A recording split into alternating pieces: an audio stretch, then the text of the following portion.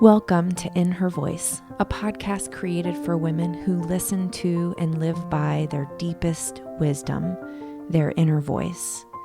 This was made for you, the woman who feels pulled to more, to lead, to create, to dream, and to be a world changer. My name is Kelly Covert, and I am an inner voice coach. Join me here each week as we explore what it means to reach for your inspired potential, all while honoring your worthiness each and every day. Hello, this is Kelly, and you are listening to In Her Voice. Thank you guys so much for being here today. Being here with you, even if it's just, through the earbuds that you're listening to, makes me so happy. I don't know if I've told you that lately, but being here with you makes me so happy. So thank you. Thank you for honoring me and the work that I create by allowing me to share time and space and energy with you. I appreciate you.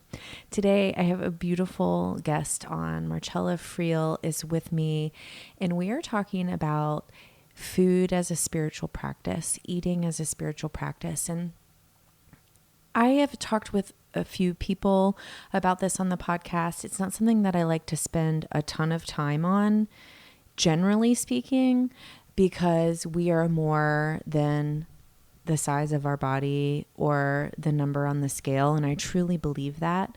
And I see how food and body image can be such a struggle and such a sticking point for so many women, myself included. And it's interesting because I was just at a lunch today with a group of coaches, and we started off with ordering, and everyone had, their own little things that they were working on as far as eating goes. And these are women who do the work, right? These are women who know themselves and know themselves well.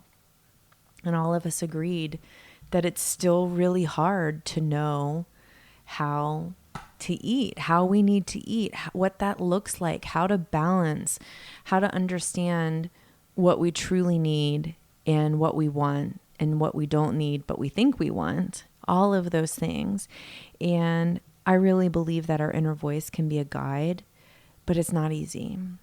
It's not easy. And so I'm so excited to bring to you Marcella Friel to talk about this. And she's going to share a lot of her techniques for working through these challenges with us.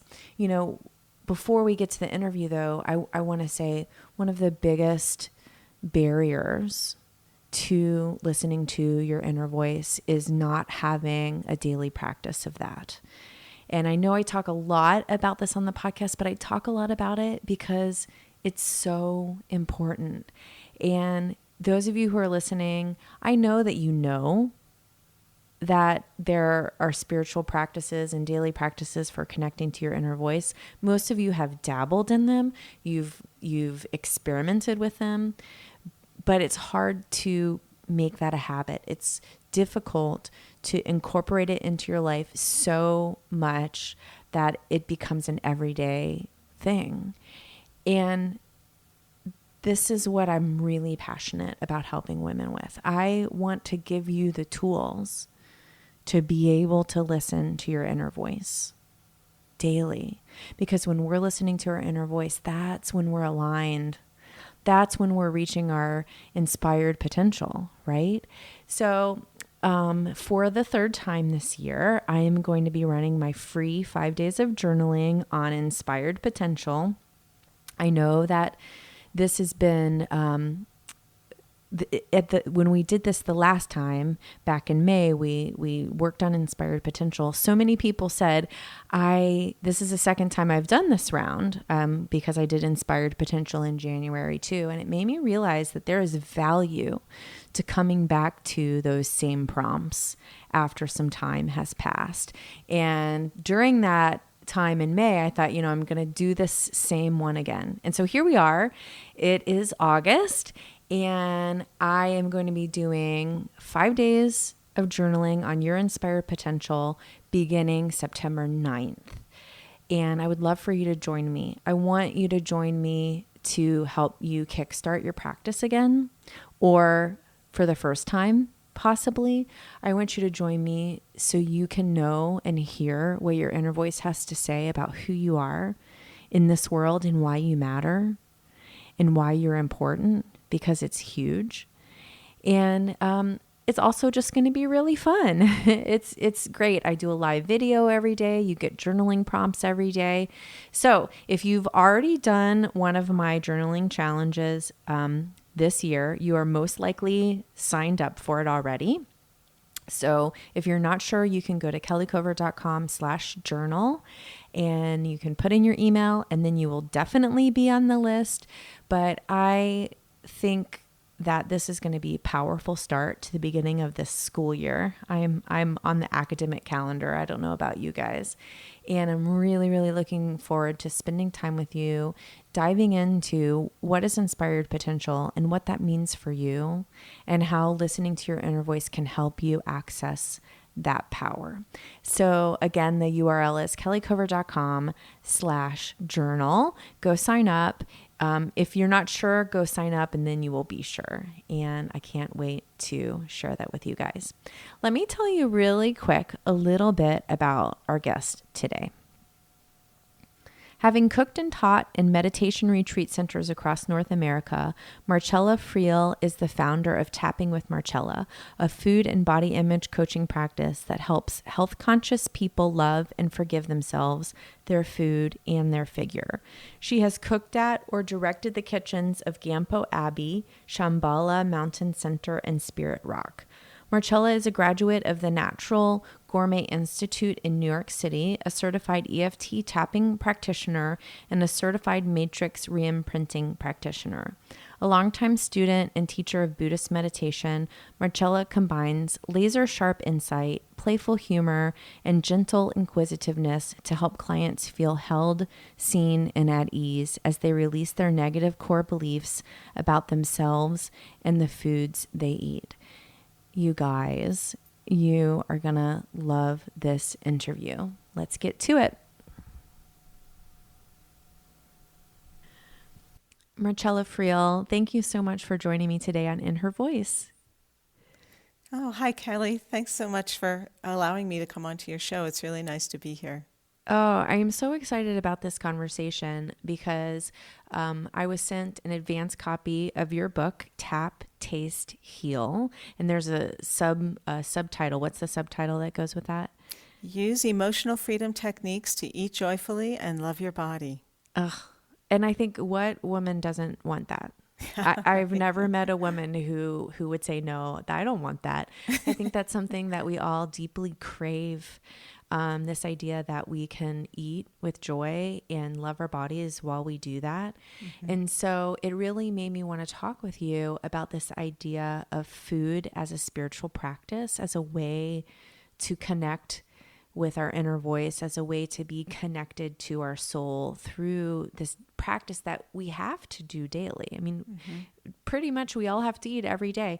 So I want to start with this idea of how food speaks to us. So, like, what can food tell us? Oh my goodness, what a profound question that is. Well, let's start at the beginning. We've all heard the saying, "You are what you eat," right? Mm-hmm. So if you really think about that and take that in deeply, what that means on a physiological level is that the food that we eat actually becomes our muscle tissue, our skin, our hair, our fingernails, our internal organs, our blood. It becomes who we are. I really believe it also becomes our consciousness. And so, we're living in an epidemic right now where our whole food system has been kind of hijacked by big industry, big business. And we're living inside of a very highly industrialized food system. So if we are what we eat, then what we are is, products of that system. if we're eating, say, processed foods, junk foods, the foods that don't really serve our highest good, they don't serve the planet, they don't serve our society. So by contrast, when we take food as a spiritual practice, and we say, my intention is to feed myself the foods that actually do serve my highest good and do serve the highest good of society and do serve the highest good of Mother Earth, then we're likely to make much wiser food choices, much more discerning food choices. And then, we're picking foods that come straight from the earth, that are unprocessed, that are whole and minimally prepared and delicious. And then what we become is the result of that. What our bodies actually become, what our souls become, what our consciousness becomes is actually the result of that. So from that point of view, Kelly, I really feel like food and spirituality are so inextricably connected. And of course, there's lots more I could say about that, but that's just a start. Yeah. Well, and I like what you said about this idea that the way we eat also is about how we're taking care of the earth. You wrote about that in your book, and it really struck me because I feel that many people, myself included, to a certain extent, I feel almost a deeper responsibility to taking care of my earth than I do to taking care of my body. And when I read that, I didn't realize that, but it was sort of this big hit, like, oh, well, I can make choices that take care of the earth. And that's more of a motivator often to me than making a choice that's going to be about taking care of me. And I thought that was just really interesting. And I wanted to see if you had any insight into that.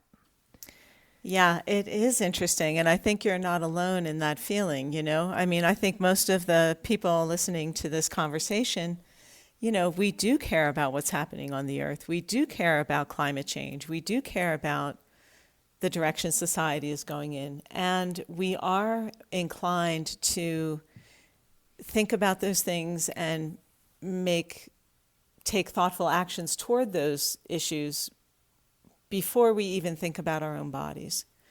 But in writing Tap, Taste, Heal, what I really got, Kelly, is we are the earth.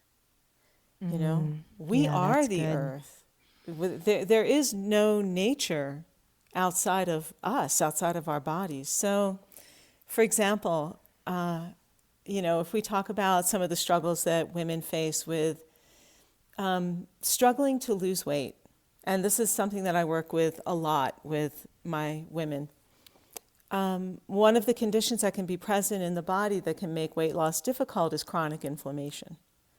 And that's just, body aches and pains and oxidation in the body and so on. Well, when I was writing Tap, Taste, Heal, I realized, wow, that inflammation in the body is actually analogous to the rising temperatures on Mother Earth.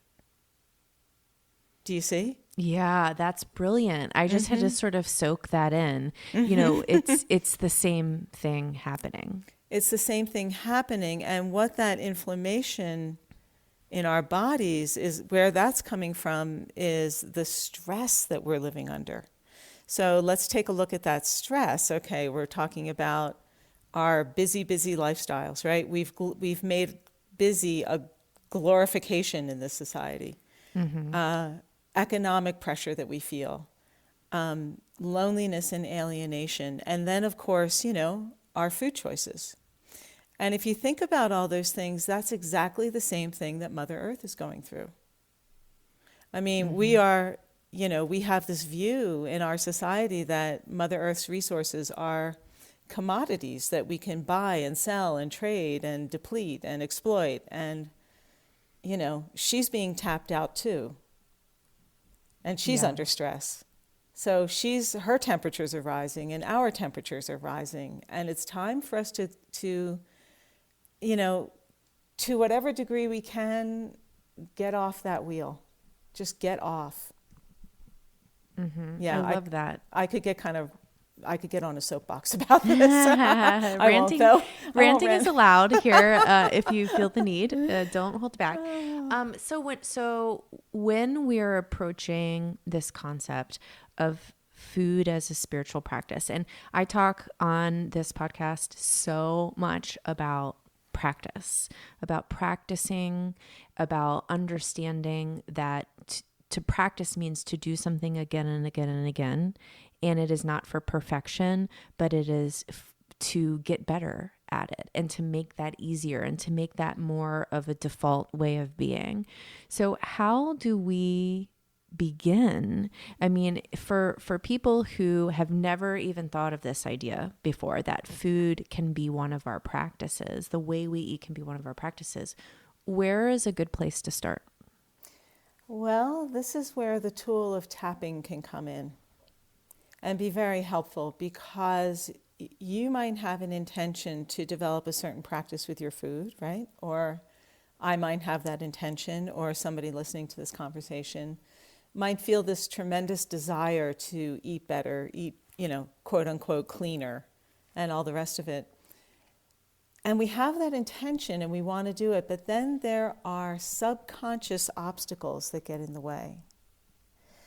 I'm trying to think of one like, healthy food is boring. It's more fun to eat junk food. So I might want to really clean up my food and what I eat, but there's part of me that feels some resistance or feels some dread because it's going to be boring. Or there might be fear of failure. And I think that's where the perfectionism comes in that I know you talk about quite a bit, Kelly. Mm-hmm. So there are things that get in the way.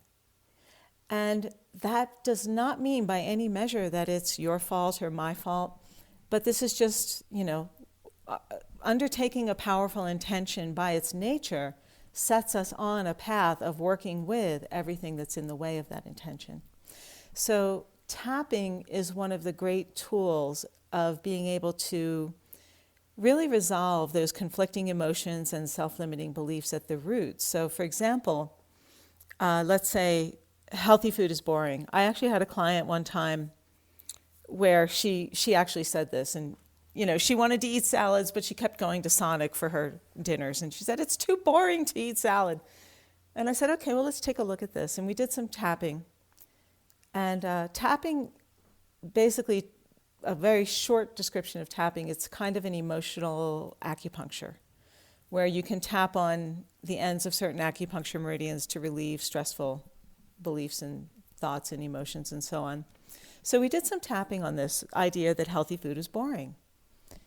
And where we ended up was a memory that she had when she was 7 years old, sitting at the dinner table. Her mother had made fried liver, canned green beans, and some other horrible food, and this little girl, the 7-year-old, my younger client, she didn't want to eat this. And she sat there all night. She sat there till 11 o'clock at night. And the whole time her mother was coming back to her saying, eat it, it's good for you. Eat it, it's good for you. Eat it, it's good for you. And I said to my client, do you realize that you associate healthy eating with torture? I laugh, but it's not funny. Exactly. It's like, and she had exactly that same kind of aha moment that you just had listening to this. So we finally were able to do some tapping and really clear that belief that healthy eating has to be torture. And basically, give that food literally back to her mother and to say, you know what, this isn't mine. This is yours. And I'm giving it back to you with 1,000-fold increase in consciousness. That whatever healing you need will come to you in your time. Her mother isn't on the planet anymore, but it doesn't really matter, right? So right. So once she was able to clear that, then she could say, okay, great, let me go look at the greens at the farmer's market, and let me go look at the greens in my friend's garden, and she could actually take food as a practice that actually nourished her. Yeah. Oh, I love that. Well, and one of the things that you spoke into is this idea of healing these parts of us that our subconscious is holding on to. Can you talk a little bit about how sabotage comes into play when we're dealing with these kinds of past traumas that we need to heal ourselves from? Oh, yes. Well, I think I have a whole chapter in Tap, Taste, Heal called The Secret Wisdom of Sabotage. I do. And even the name of that chapter, when I read it, when I read the name of the chapter, I was like, whoa, Yeah. now this is going to be good. Because, I think we think of sabotage as being this horrible thing that we want to avoid and that we're doing to ourselves and that it's like causing us to fail. But I really would love for you to go into what we can learn from it. Yeah, and it's such a deep, rich topic. Let's see, where do we begin? Well, let's begin with what we call the phenomenon of sabotage. So sabotage can occur, at different levels in your journey, but what it really entails is the feeling and the experience of thwarting, intentionally thwarting your own progress.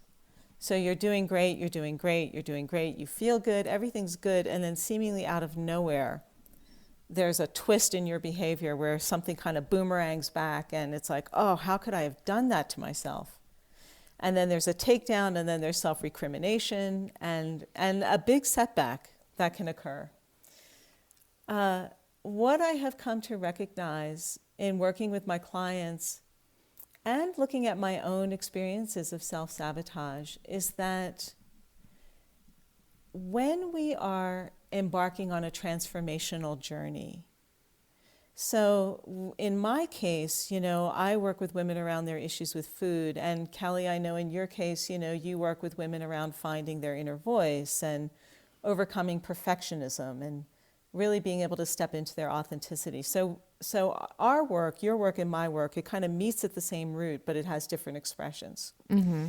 So when we undertake this deeply, radically transformational journey, effectively, what really has to die is our old sense of ourselves as being someone who can't do it, or someone who is wounded, or someone who's broken.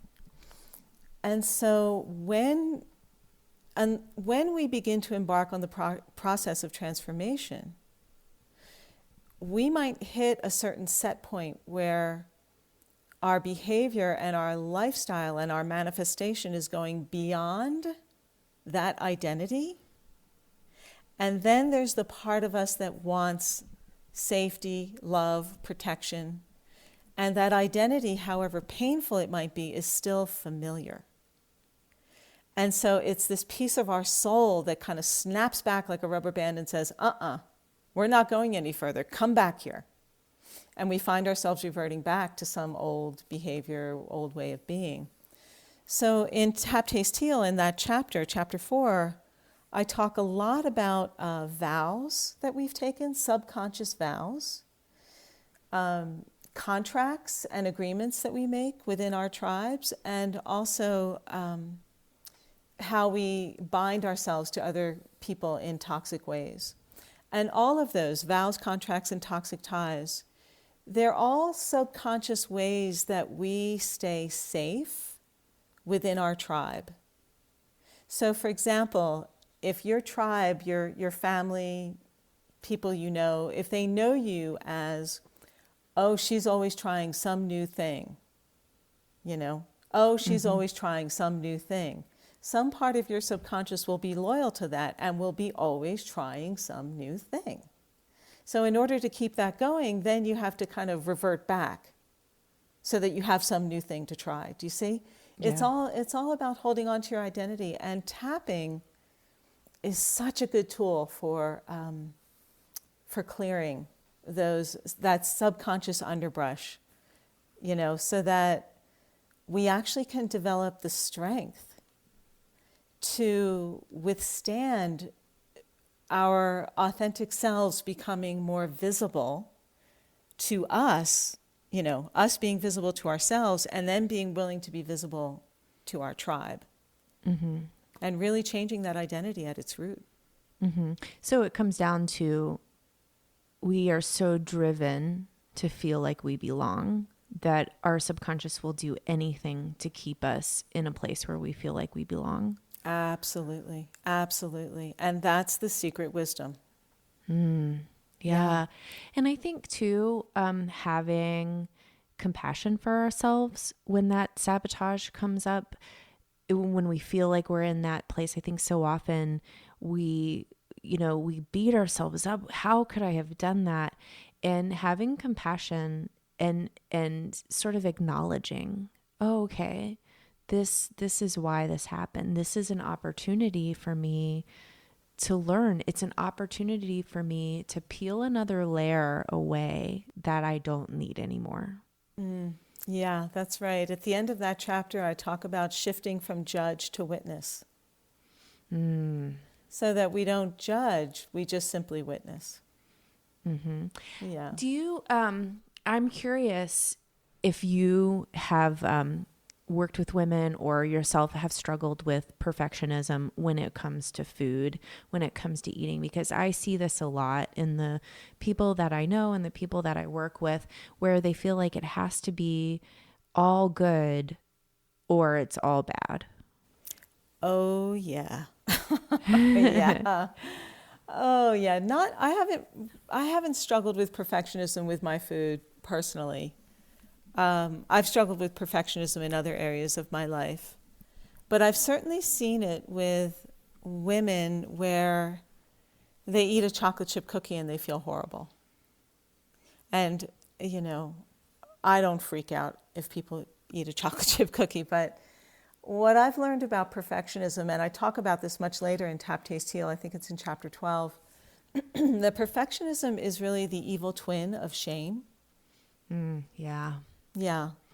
And that if you really look, perfectionism and shame both have their roots in not good enough.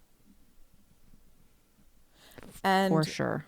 and if you look at not good enough and it's like, well, who gets to decide what's good enough or what's not good enough? Both perfectionism and shame have a lot to do with how we take on expectations that have been imposed on us from society, family of origin, just the culture at large, about who, again, coming down to our identity, who we should be versus who we actually are. Maybe Yeah. you love that chocolate chip cookie. If you do, eat it and enjoy it. And then if you're fully present to that chocolate chip cookie, that one cookie might be all you need. And then you don't have to plow through the whole bag. Yeah, it's funny because literally as you were saying the word expectations, I was writing it down on my notepad because I think I've been sitting a lot with this idea of how we have a layer of expectations on top of us that keeps us from knowing who we really are. Like sometimes the expectations are so thick that we can't even identify what it is that we really want, what it is that our inner voice is saying, and what it is that, everyone else has put on us, and that what it is that we've put on ourselves from other people. So, do you feel that tapping can help us take these layers of expectations off of ourselves? Absolutely. And I love the phrasing of that. Oh, these layers of expectations. Yes. I mean, to me, it just like that's the visual that I see. I see people. It's like they have every piece of clothing that they own heavy, weighed heavy. They're wearing it all the time. And we don't need that. Yeah. And those expectations, they keep us from honoring who we are. And I also think then that creates another rub. Like if we're not honoring who we are, if we're not in alignment with that, then we're never going to feel fulfilled. We're never going to be completely happy. Like it's always dependent upon something else. And we can start with the food piece. So I grew up in a house where my mom would say literally, "Oh, I was really good today. I ate da da da da da all healthy food," or "Oh, I was so Oh bad gosh. today. I had a candy bar." And so there's this level of like good and bad. Like if I eat really healthy food, I'm good, and if I don't, I'm bad. And I that's something that I'm still working to let go of in my own life. Yes. So right there, yeah, that's amazing. And that is so common. Mm-hmm. Yes. Oh, it's so common. You know, It's like part of our like shared language, I think. Like I don't say that anymore, but I will if I hear my friends saying that, I will just say you're good regardless of the choices that you make around your food. that's great. Yeah, that's right. That's how we begin to unlearn it. But right there, Kelly, like what you're describing about your mom, like there's a contract. Yeah. You know, this food is good, this food is bad. Do you agree? Yes, we agree, you know. Mhm. And of course, a child listening to her mother, you know, children ages 0 to 6 are in what we call a hypnagogic state of consciousness. You know, they're just little sponges. They just absorb, Mhm. you know, so literally. And, you know, a child hearing that doesn't have the capacity to discern, like, well, gee, maybe that's just mom being mom, but I don't have to do that. Like, a child can't do that. So the tapping can absolutely help go back to that child's experience and clear that out and then make room for, you know, what you're talking about being more authentic, like a genuine choice. Mhm. Like, what is the relationship with food that I want to create for myself now in present time? That's the opportunity that presents itself when that subconscious programming has been cleared. Mhm. And it's exciting. Like I think it's scary until it happens. And then when you make that leap of saying, I get to decide what is good and bad. Like, you know, I get to decide who I am. That is a very powerful, exciting place to be in. It's incredible. It's incredible. And I would say it's not a place to be in alone. Yeah. Get some Yeah, support. absolutely get support. Get not only a mentor who's walked the path herself and can guide you, but create, you know, a community of allies as well, a community of Mhm. other women. Mhm. Well, so I want to talk about the tapping just a little bit because I have done some and I feel that it's one of those kind of things that I know works really well, but I forget to do it because it's not part of my daily practice. It's not part of my toolbox. I think that I turn to in a regular way. But one of the things that I find so fascinating about tapping is that while you are tapping the meridian points, you actually say the things that you're saying. There's a script. You actually speak out loud the negative things.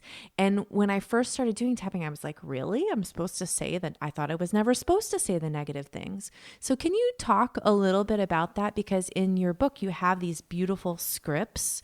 It's all laid out how to do the tapping.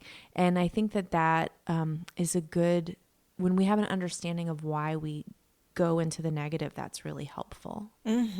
Yes, that's probably the number one question people ask about tapping. Like, why are we focusing on the negative? Aren't we supposed to just be positive and say affirmations? And even Louise Hay, that grande dame of affirmations, you know, she was a big fan of tapping. And she said, you can't clean a room unless you see the dirt.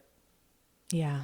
So, you know, the dirt is there. So, for example, let's say you and I were to start tapping, Kelly, about being terrified of kittens. You're probably not terrified of kittens. But if No. we sit here and say, well, I'm terrified of kittens, I'm really terrified of kittens, they really freak me out, nothing's going to happen.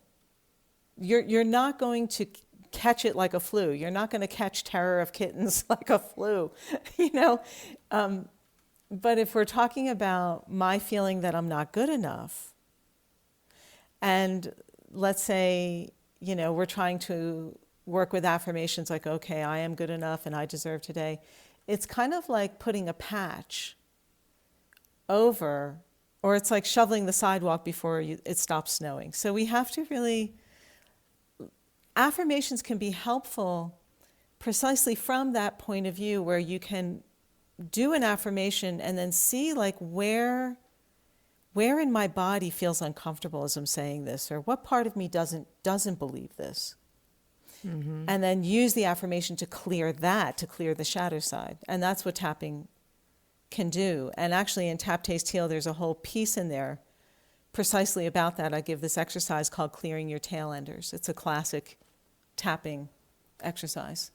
Mm-hmm. So tapping while focusing on the genuinely negative, while you're tapping, you're sending a electromagnetic pulse into the limbic system of the brain, where the stress is stored. And the limbic system is the center of emotional self-regulation.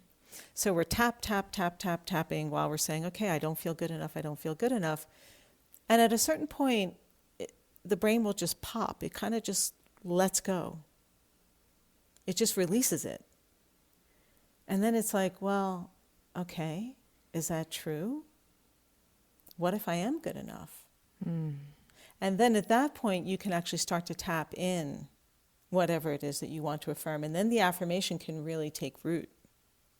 I love that. You know what? The image that I pictured is like a chalkboard that has writing all over it, all of the negative things. And you're not going to be able to see any of the positive things until you erase all of the negative things out. Yes. That's just that to me, it just makes so much sense. Like we have to acknowledge the belief that is there before we can instill a new belief. And not only acknowledge it, Kelly, but also really respect and appreciate the wisdom of how that came to be. So for so many of us, not good enough was how we got by. Yeah. It's how we survived. It's how we made it. So it's not something to reject, and throw away like the trash. Again, remember, we are Mother Earth. So, we can harvest out of it what was helpful, what was useful. There might have been a hidden blessing or a gift. And then when we really get that, it becomes so much easier to just really let go of the part that we don't need, that doesn't serve us anymore. That is so beautiful. Whenever I have a guest on or I read a book that really speaks to me, sometimes I feel like just being in the energy of that conversation, of those ideas, of the words is enough. And I've recognized over the years that it's not enough. Like I am required to take inspired action on the things that I learn in order for them to make a difference in my life. So for our listeners, what would you say is one of the best ways to start putting these ideas into practice? I would say begin by sitting still, placing your hands on your heart, and taking 3 deep conscious breaths. That's the way I start every session I do with my clients. It's the way I start all my talks. Because that right there, even if it's just 30 seconds, will connect you in to your inner voice. Yeah. So good. And there's no, when we're in the realm of the inner voice, there's no prescription, there's no formula, there's no path. It's wild territory. And that's the nourishment of it, that's the excitement of it, that's also the terror of it. Mm-hmm. So I would say just start there. And then the other thing I would say is find a mentor who can really hold the space for your exploration and for your messy process. Yeah. And it's okay if it's messy. Oh, it's fertile. Yeah. It's, you know, It's dirty. it's Yeah. dirty. Yeah. Get that dirt underneath your fingernails. Marcella, what is your inner voice saying to you these days? Oh, oh, these days, yeah. Oh, that's such a good question. I love it. Um, my inner voice has been guiding me to relax, receive, enjoy, have fun, and allow love to flow in and out. I've decided that my book, Tap, Taste, Heal, is a little love child. And, you know, she's a brand new book and she's just toddling out into the world, smiling at everybody, and everybody's looking at her, smiling back. And so my inner guidance is saying just enjoy it, like allow yourself to be tickled. Oh, you should see my face right now. Like my cheeks hurt. I'm smiling so big. I love that so much. So why don't you tell our listeners where they can get your book when this podcast recording comes out? It will be out already, and how they can connect with you as well. Well, the book is available everywhere on books are sold, both brick and mortar, you know, independent booksellers, and also, you know, online. So it's available everywhere. And folks can contact me through my website, which is marcellafriel.com, MarcellaFriel, marcellafriel.com. Yeah, I have a couple of online courses that are really wonderful. I've got a whole 6-month transformational mentorship program called the Women, Food, and Forgiveness Academy. It's deep and rigorous, and, you know, if you're ready to make changes at the root, come see about me. We'll talk about it. Wonderful. And we will put links to all of those things and also Marcella's social accounts in the show notes. And you can click right on the podcast app that you're listening to get all of those. Marcella, I just want to take a moment to honor and acknowledge you. Thank you for sharing your wisdom. I feel such a deep sense of peace and calm with you today, and that has been a gift to me today. So thank you. Oh, Kelly, thank you so much for inviting me onto the show. And really, this has been such a lovely, juicy, fertile conversation. I've really, really appreciated this. Thank you. I highly recommend you guys go to Amazon and get Marcella's book. It is so good. And even if you've never done tapping before, even if this is a whole new understanding of what is possible to help you work through some of these blocks that you have when it comes to eating, it's for beginners. I mean, it takes you through step by step exactly how to do it. And I really have enjoyed the book and I use it. And so I definitely encourage you to go check it out if this really resonated with you. Speaking of resonated with you, I know that there's a lot of new listeners coming to listen to Inner Voice. And so welcome. Thank you guys for being here. And I know that there are some people who've been listening for years. Can you believe I've been doing this for years? Literally 2.5 years. It's so crazy for me to think about. And I just want to remind you that this is part of my purpose and part of my passion. And I do this because I love it. And I do this because it matters. And because I know that the message that I'm putting out into the world needs to be heard. It needs to be heard. And if you are enjoying this podcast, if you're enjoying the interviews and my solo shows, I would ask of you to share it with a friend. And if you're really feeling led, leave a review for me over on iTunes. Is it even called iTunes anymore? I don't know. I think it's actually called Apple Podcast. But whatever, wherever you're listening, I think that there's a little thing where you can leave a review. I would really appreciate that. And I'm always excited to connect with you on social media. Kelly J. Covert over on Instagram and Facebook. I'd love to connect with you. I'd love to talk with you. And more importantly, I would love for you to do our 5 days of journaling together.